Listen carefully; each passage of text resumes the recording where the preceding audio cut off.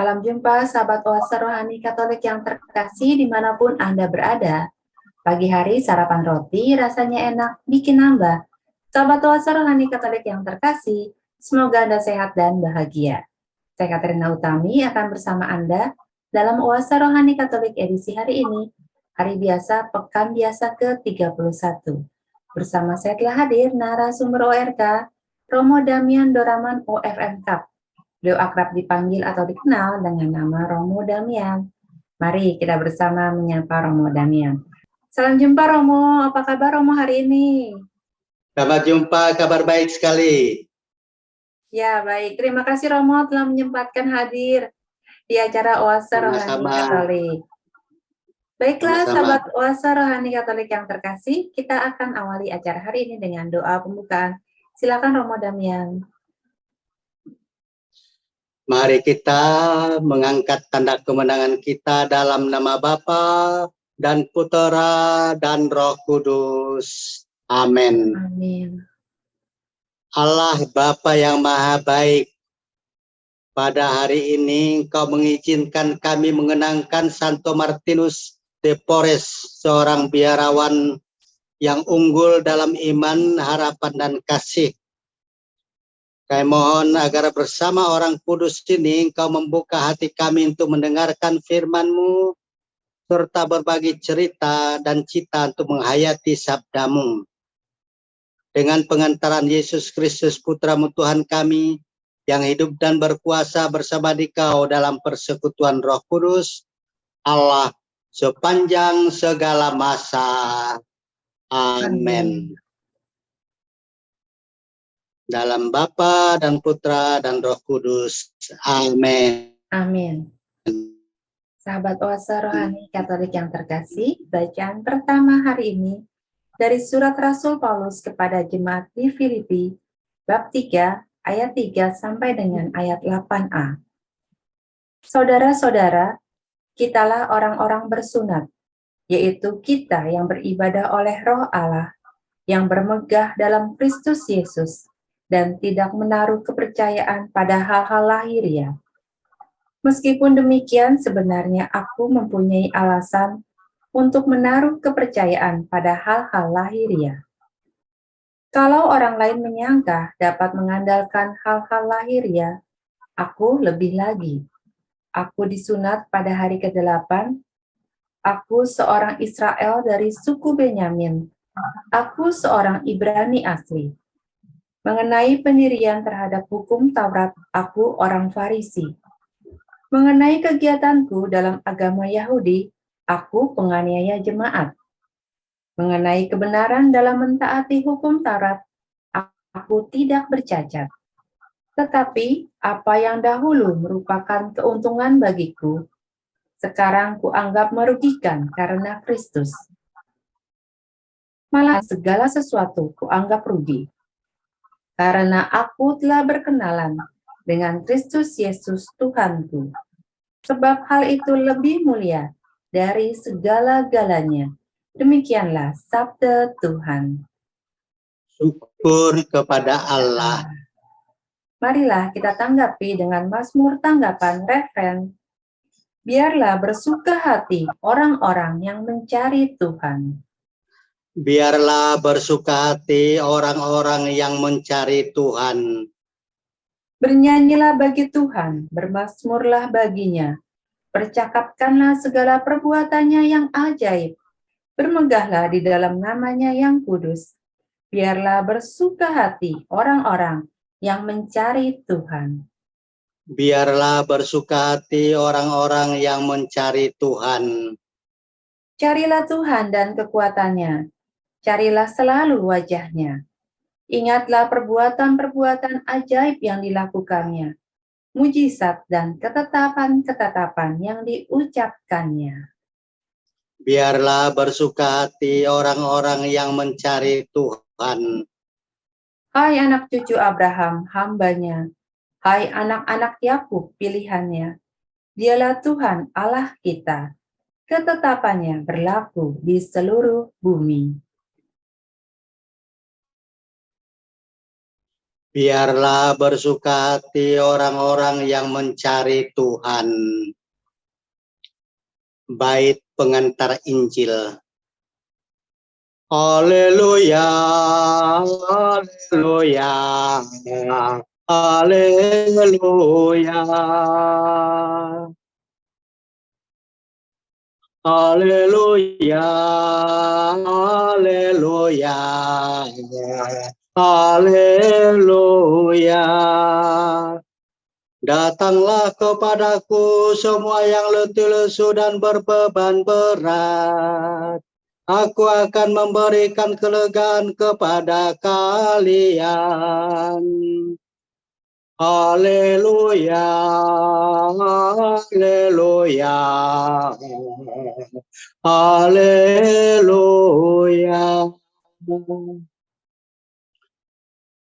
Tuhan bersamamu. Dan bersama rohmu, Inilah Injil suci menurut Lukas. dimuliakanlah Tuhan. Para pemungut cukai dan orang-orang berdosa biasa datang kepada Yesus untuk mendengarkan Dia. Maka bersungut-sungutlah orang-orang Farisi dan ahli-ahli Taurat, katanya, orang ini menerima orang-orang berdosa dan makan bersama dengan mereka. Maka Yesus menyampaikan perumpamaan berikut kepada mereka. Siapakah di antaramu yang mempunyai 100 ekor domba, lalu kehilangan seekor, tidak meninggalkan yang 99 ekor di padang gurun dan pergi mencari yang sesat itu sampai ia menemukannya? Dan kalau telah menemukannya, ia lalu meletakkannya di atas bahu dengan gembira. Setibanya di rumah, ia memanggil sahabat-sahabat dan tetangga-tetangganya serta berkata,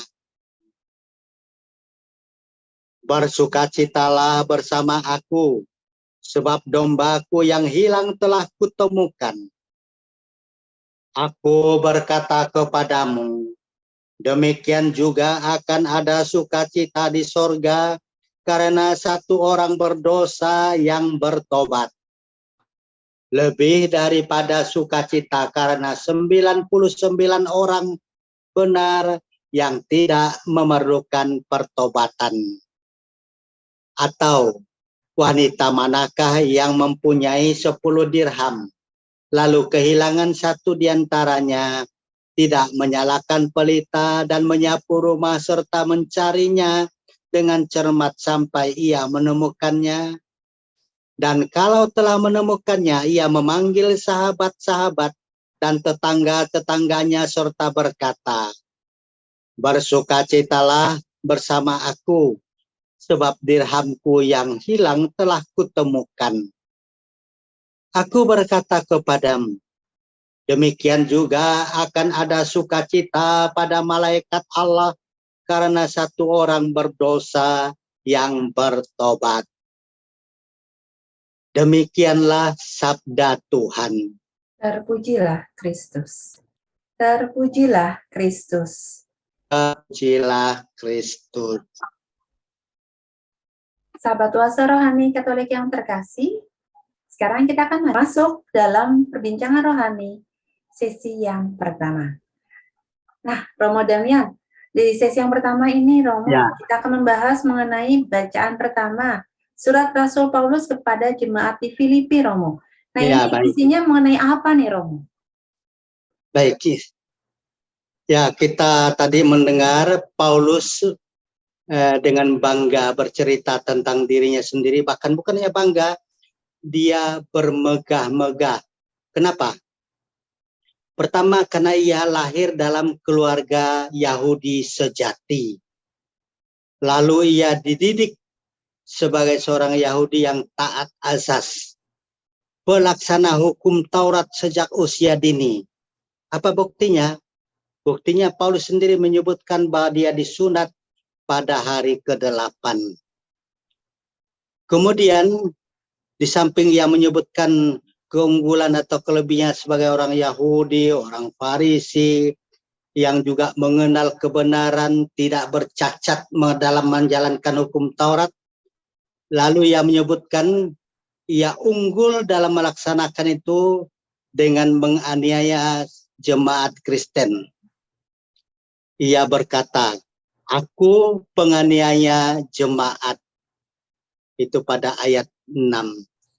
Dan kalau kita membaca kisah para rasul, bagaimana Paulus juga membenarkan Stefanus dibunuh. Dia senang Stefanus dibunuh.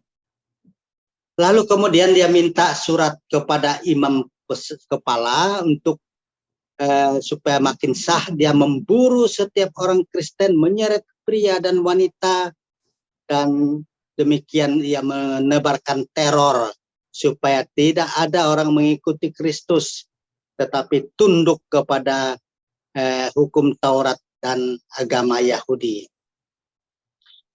Kemudian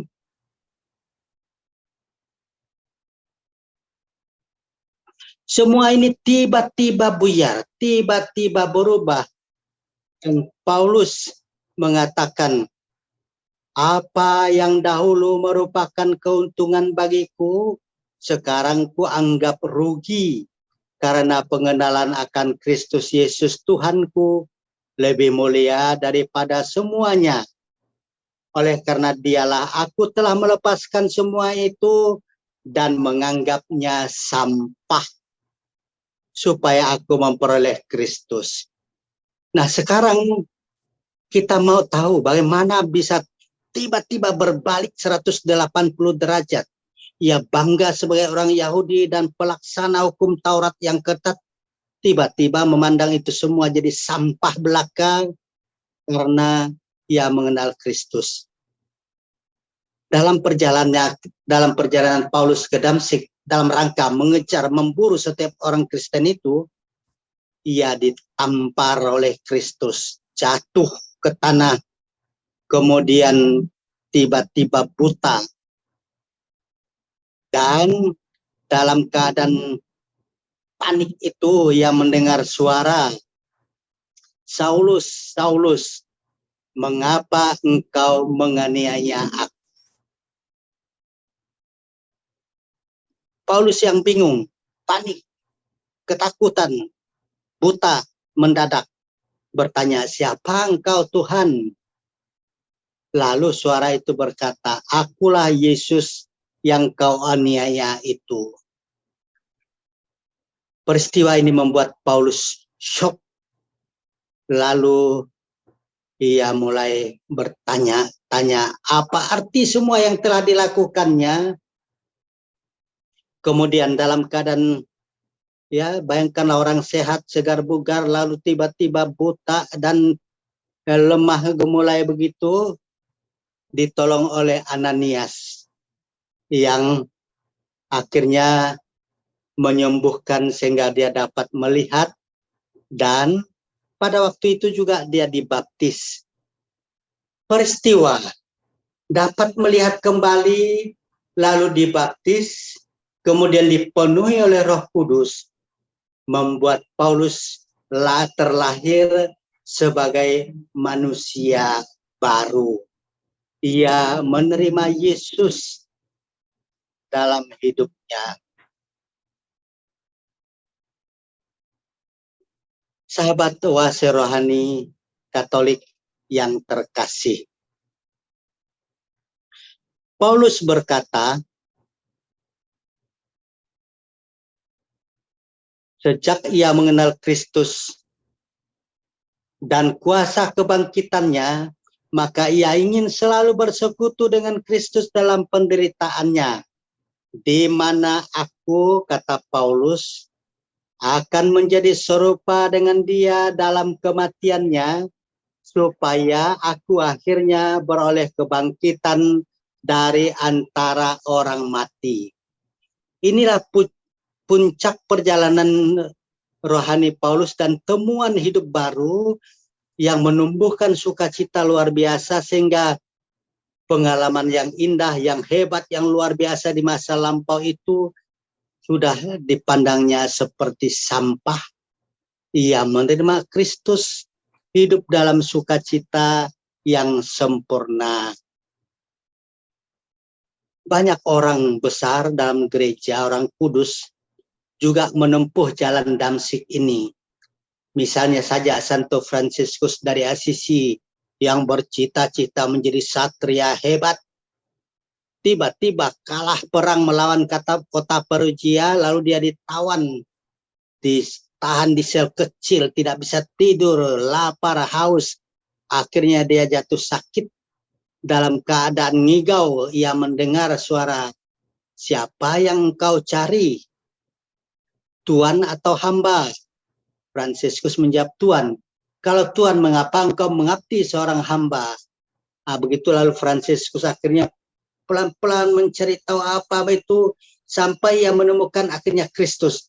Dan sejak itu juga Fransiskus hidup dalam sukacita sejati, yang meninggalkan segala-galanya, bahkan ia mengabaikan segala harta warisan orang tuanya, mulai ia mengabdi Kristus dalam kesederhanaan, kemiskinan, dan melayani gereja.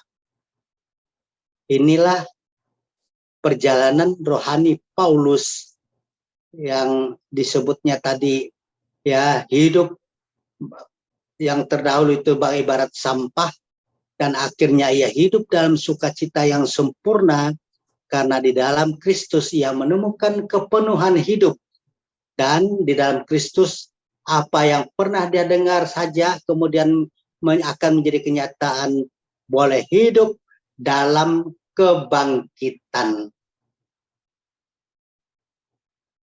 Begitu intisari dari bacaan pertama tadi. Ya, terima kasih Romo Damian. Menginspirasi sekali ya Romo dari surat Rasul Paulus ini ya Romo, bahwa Rasul Paulus yang tadinya bermegah-megah, menyombongkan dirinya, lalu ketika mengenal Kristus, dia menyatakan bahwa semuanya itu adalah tidak berarti ya Romo, karena sukacita terjadi ketika mengenal Kristus, Romo. Ya, benar. Romo, pada saat ini pun, pada masa kini pun ini bisa terjadi nih Romo ya, ketika banyak orang di luar sana yang mungkin dari pergumulan hidupnya itu, mereka itu melakukan sebuah dosa atau melakukan segala sesuatu di luar dari kehendak Allah, mungkin juga bisa merasakan, mengalami kejadian seperti ini ya Romo Damian. Ya, benar. Ya, justru dalam keadaan misalnya kita ingat masa pandemi, puncak pandemi varian Delta, kita stres hebat. Kota kita dicengkram oleh ketakutan virus itu. Justru pada saat itu kita mengungsi kepada Tuhan. Justru muncul kecerdasan yang luar biasa, doa yang sudah berabad-abad tersimpan rapi di dalam buku, di perpustakaan dari Alphonsus de Liguori itu digubah oleh seseorang menjadi lagu komuni yang begitu indah, ya. Itu sehingga lagu itu membuat kita sejuk, ya, membuat kita masih punya harapan, punya kekuatan melewati masa pandemi yang mencekam itu. Jadi ini pengalaman konkret saya, dan saya lihat komunitas Kristiani terutama Katolik pada masa pandemi itu, bahwa ketika terhimpit oleh virus corona, mendengar ada masih Kristus yang datang mengunjungi setiap orang Kristen ke rumah walaupun melalui misa online, yaitu menimbulkan sukacita. Melihat tubuh Kristus diangkat oleh imam dari gereja, walaupun hanya melalui tayangan, muncul sukacita, harapan, kegembiraan yang sangat mendalam, sehingga kita bisa bertahan, ya. Dan tidak sedikit juga saya mendengar kesaksian saudara-saudari yang sedang berjuang mengatasi yang terinfeksi virus itu, menatap tubuh Kristus yang diangkat oleh imam, ia beroleh sukacita, kekuatan, dan memulihkannya sehingga lebih cepat sembuh. Ini suatu kesaksian akhir-akhir ini bagaimana Yesus memberikan sukacita, atau dengan kata lain kita menemukan kekuatan dan sukacita di dalam Yesus, tidak kalah dengan pengalaman Paulus. Iya, sungguh sangat luar biasa ya Romo ya, bahwa sukacita itu ditemukan dalam Kristus, bahkan pada saat masa kini pun juga ada sukacita yang kita alami Romo. Ya, makasih Romo Damian untuk renungan sesi yang pertama ini Romo. Kita akan break sejenak, nanti kita akan kembali di sesi yang kedua. Baiklah, sahabat Wasa Rohani Katolik yang terkasih, kita akan kembali di sesi yang kedua. Tetaplah di tempat Anda.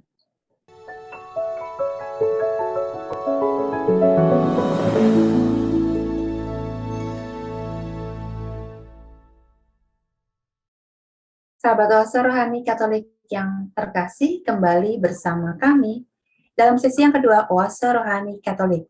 Masih bersama dengan Romo Damian Doraman OFMK dan saya Katrina Utami.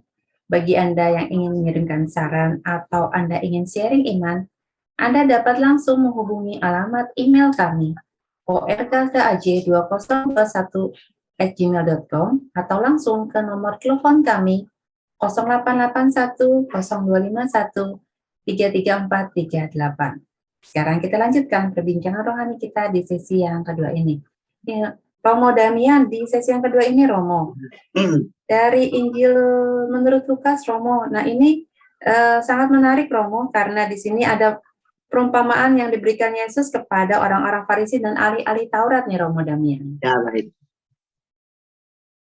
Ya, bacaan Injil tadi menarik sekali karena mulai dengan satu catatan, pemungut cukai dan orang berdosa biasa datang kepada Yesus untuk mendengarkan Dia. Kebiasaan ini mengusik orang Farisi dan ahli Taurat. Mereka bersungut-sungut, katanya, orang ini menerima orang berdosa. Dan orang Farisi dengan ahli Taurat itu membuat catatan tambahan dengan mengatakan makan bersama dengan mereka. Maka orang Farisi dan ahli Taurat ini jengkel, marah kepada Yesus. Pertama, menerima orang berdosa. Kedua, makan bersama mereka. Ya, ini kesalahan sudah berkuadrat ini. Karena kalau makan bersama itu berarti tuan rumah itu menerima siapa saja yang hadir di situ sebagai sahabat. Bagaimana mungkin seorang rabi bersahabat baik dengan orang berdosa dan pemungut cukai? Ini tidak masuk akal orang Farisi dan ahli Taurat. Sahabat Wasa Rohani Katolik yang terkasih, kalau kita perhatikan ya, Yesus selalu menerkam kesempatan ya satu kejadian untuk masuk ya, untuk menjelaskan sesuatu lebih dalam ya, untuk berkatekese. Maka lalu Yesus memakai teknik yang nyaman ya, enak didengar, tersinggung tetapi tidak disinggung tetapi tidak tertusuk, dengan mengemukakan perumpamaan tentang domba dan dirham yang hilang. Domba, ya ini investasi yang dikelola oleh bapak-bapak atau oleh kaum pria. Dirham adalah tabungan ibu-ibu untuk belanja dapur. Jadi baik domba maupun dirham ini aset ya, kehidupan yang sangat penting untuk satu keluarga.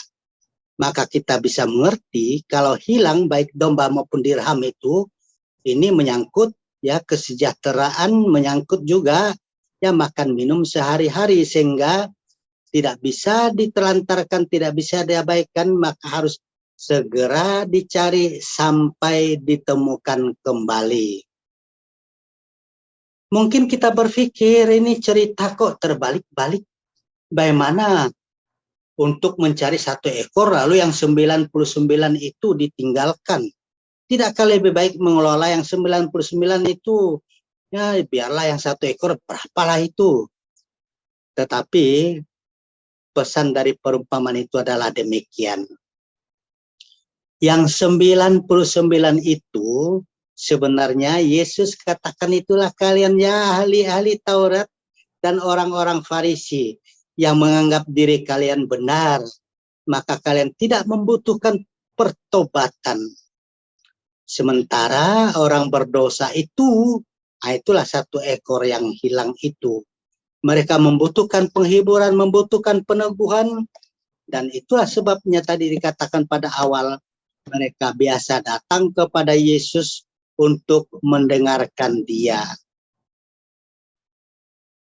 Tidak ada sesuatu yang paling indah dalam hidup seorang berdosa selain daripada kalau ia diterima, diampuni, diperlakukan sebagai saudara, bahkan dirangkul sebagai bagian hidup dari komunitas. Inilah sebenarnya yang mau digambarkan dalam bacaan Injil ini. Bahwa orang berdosa menemukan hidup kembali sukacita yang luar biasa ketika diampuni, ketika diterima oleh Tuhan Yesus, bukan sebagai budak, bukan sebagai hamba, melainkan sebagai orang merdeka. Bahkan Yesus katakan, engkau bukan sahabat, tetap engkau bukan seorang hamba, melainkan sahabat-sahabatku. Sukacita ini tidak hanya dialami oleh orang berdosa, termasuk pemungut cukai yang diampuni dan diterima oleh Yesus itu, tetapi juga itu menimbulkan sukacita, sukacita kosmis ya, bahwa juga sampai di surga pun ditabuh juga gendang ya, dibunyikan musik kemenangan karena ada satu orang bertobat. Jadi satu orang bertobat, pintu surga terbuka dan para malaikat sudah siap menyambut orang itu. Bukan menunggu dia mati, tapi waktu dia bertobat itu dia sudah dirangkul menjadi ya penghuni surga. Inilah sukacita yang hanya dialami oleh pendosa yang datang kepada Yesus, diampuni oleh Yesus, yang tidak pernah dirasakan, apalagi tidak pernah menjadi bagian hidup dari orang-orang Farisi dan ahli-ahli Taurat. Sahabat oase rohani Katolik yang terkasih. Jadi peristiwa ini, perumpamaan ini mengusik kita ya. Bagaimana kalau misalnya ada jemaat kita atau umat kita yang tidak muncul ke gereja, apakah ada usaha kita ya untuk mencarinya? Atau kita pikir ya udahlah, ini masih banyak kok, di paroki ini masih ada 3.000-an umat kok yang harus diurus. Ya yang satu itu biarlah itu anggaplah ibarat padi ini yang hampa ya, biasa itu. Ya Romo, dalam masa kini pun ini ada domba-domba yang hilang nih ya Romo. Di saat sekarang ini Romo, ketika ada umat yang tidak ke gereja, yang jarang kelihatan nih Romo, nongol orang-orang yang biasa ke gereja sebelum pandemi, tapi sekarang ini banyak orang-orang yang ada beberapa yang tidak kelihatan di gereja. Mungkin seperti ini ya Romo Damian. Ya benar itu Mbak. Baik diperhatikan juga karena sekian lama kita ya lockdown gereja karena pandemi, lalu ada orang menjadi terbiasa tidak kembali ke gereja, dan ada yang memang bukan terbiasa, tetapi ada yang karena pengalaman-pengalaman tertentu, mungkin karena masa pandemi tidak diperhatikan, tidak dilayani, sehingga memusuhi gereja, tidak mau kembali ke gereja, hilang. Nah, maka inilah domba yang hilang itu ya. Itulah dirham ya, aset gereja yang hilang ya, yang harus dicari. Tidak bisa mengatakan ya umat paroki ini masih ada 4.000, masih ada 5.000, ya satu itu biasa hilang. Justru di depan Kristus, satu yang hilang itu aset yang luar biasa, harus dicari sampai ditemukan. Karena kalau satu orang yang hilang itu ditemukan, bukan hanya menimbulkan sukacita bagi komunitas paroki, tapi juga di surga ada sukacita luar biasa. Maka sebenarnya pada zaman ini ya ada macam-macam teknik untuk melacak, ya, untuk menguntit, untuk mencari domba itu dengan mudah menemukannya dengan sarana komunikasi sosial. Yang penting sedikit sabar ya, entah menelpon atau WA sampai mendengar suaranya, mengejarnya, memegangnya, dan menariknya kembali ke gereja lagi ya. Siapa di antara umat yang tidak merasa senang kalau kemudian dipegang tangannya oleh gembalanya dan dituntun kembali ke gerejanya. Ini aktualisasi yang nyata dari perumpamaan tentang domba dan dirham yang hilang ini. Ya, Mbak. Ya, ya Romo, menyadarkan kami nih Romo, karena ada beberapa tetangga-tetangga kami di sekitar lingkungan kami ini memang orang-orang yang sudah sangat nyaman mungkin Romo dengan misa online, jadi mereka enggan, mungkin tadi ada beberapa sebab dan alasan mereka kembali ke gereja untuk misa offline Romo, dan ini sangat menguatkan kami juga. Mungkin sahabat Rohani Katolik yang sedang mendengarkan hari ini juga memicu semangat bagi kami untuk menemukan kembali domba-domba yang hilang ya Romo, dirham yang hilang Ya. tadi ya Romo. Ya, makasih Romo. Romo, ada lagi yang ingin disampaikan Romo? Saya ingin mengakhiri permenungan kita ini dengan ya mengatakan sesuatu tentang Santo Martin de Porres yang diperingati hari ini. Santo Martin de Porres ini sejak kecil ia memiliki devosi pada sakramen Ekaristi dan juga sengsara Kristus. Dan devosi pada sakramen Ekaristi serta sengsara Kristus ini menumbuhkan sensitivitas ya, penghargaan yang tinggi pada kemanusiaan. Maka ketika ia masuk biara Dominikan, ia lalu memberikan perhatian pada para gelandangan dan para budak belian. Ya, bilik atau bagian yang disediakan untuk mengurus mereka itu tidak muat lagi, maka seringkali orang-orang itu diajaknya tidur di kamarnya. Suatu kali dia dimarahi oleh pimpinan biara karena pimpinan biara khawatir orang-orang yang dekil itu, yang tidak jelas ya asal usul luntang lantung itu akan membawa penyakit yang bisa menular ya untuk pada penghuni biara. Lalu Santo Martin ini berkata, belas kasihan lebih penting daripada kebersihan. Dengan sedikit sabun saya dapat membersihkan tempat tidurku. Tetapi renungkanlah betapa banyak air mata yang harus aku cucurkan guna membasuh bersih jiwaku dari noda keacuhan terhadap sesama.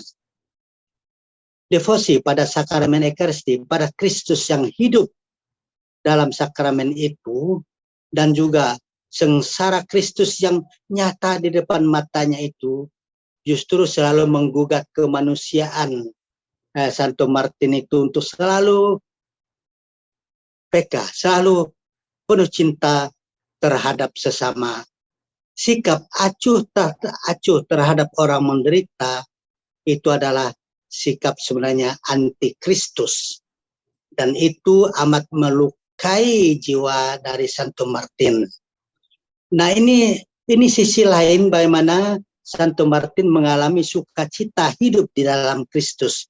Justru ketika dia dapat mencintai orang miskin, dapat melayani para gelandangan, dia menemukan kepenuhan hidup. Dia mengalami sukacita sejati. Ya, ini keunggulan yang baik kita renungkan dari orang kudus ini. Terima kasih, Mbak. Terima kasih Romo Damian untuk perenungannya hari ini Romo. Sangat menginspirasi kami sekali untuk memiliki sukacita sejati.